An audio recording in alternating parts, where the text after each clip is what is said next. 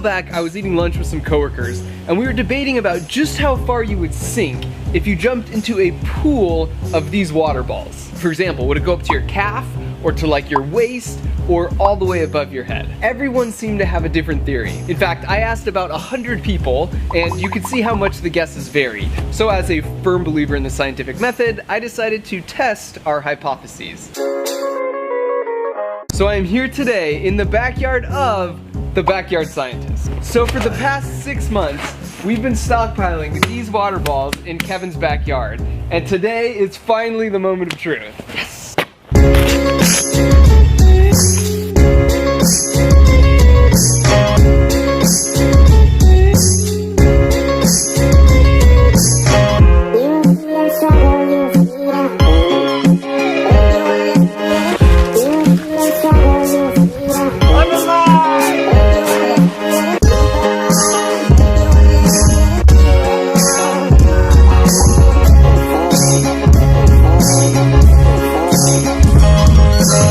Alright, you ready for this? Let's do it. So take a moment to guess in the comments below of how far you think we'll sink, and then we'll see if you're right. For the record, I think I will sink to about here. Okay, here we go. Oh my gosh. This feels so crazy. This feels like compressed on all sides, but it's so smooth and like slippery. So it looks like I was wrong by quite a bit, and we have to reject the null hypothesis.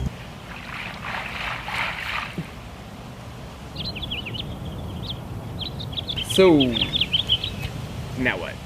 I decided to call up my nephews. You guys want to come swimming at my friend's house? In my ongoing quest to be the favorite uncle. Only I might have forgotten to tell them there'd be no water in the pool. Also, that Kevin was right there. You guys ready to go swimming in this?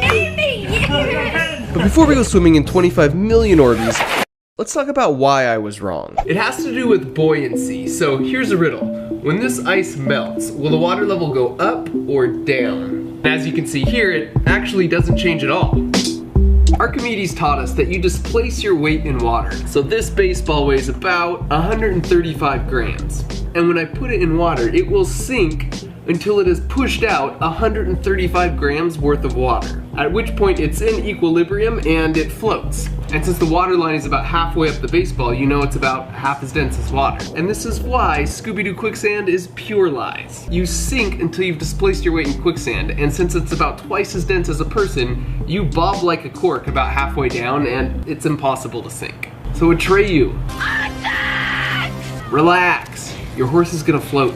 So I will keep sinking in Orbeez until I have displaced my weight in Orbeez. And since they're a little more dense than me, and taking account the packing efficiency of a sphere surrounded by water, the fact that about 85% of me sank makes sense. I thought the friction between the balls would play a bigger role, which is why I guessed halfway, so I was wrong, but a lot of times that's more fun, because that means the result was unexpected and you learn something. Okay, back to the pool. Back in there! Come on, back! Come on!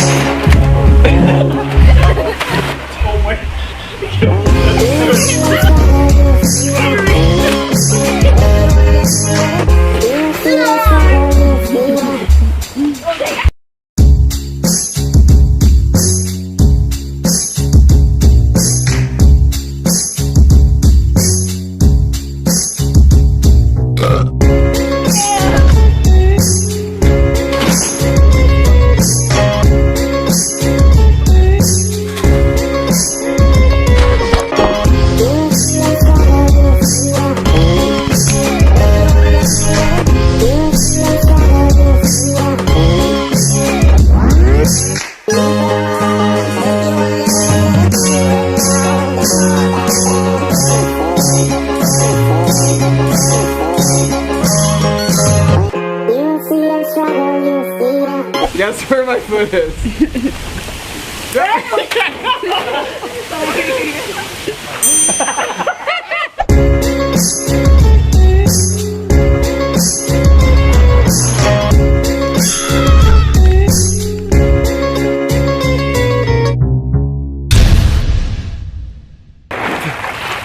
So a huge thanks to Kevin for letting us use his pool. He actually also made a video. We did 8 crazy experiments with a pool full of water balls. So go check that out because his footage is amazing as always. I also want to thank Squarespace for helping to make this video possible.